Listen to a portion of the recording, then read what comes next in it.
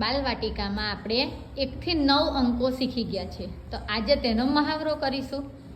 તમારે ચમચીની ગણતરી કરવાની છે. લખો 7 અડે 7. હવે 7 ચમચી ગણીને પેલા ડબ્બામાં મૂકો. 1 2 3 4 5 6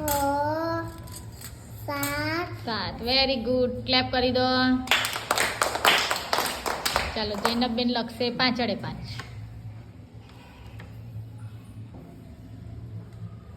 5 ચમચી ગણો.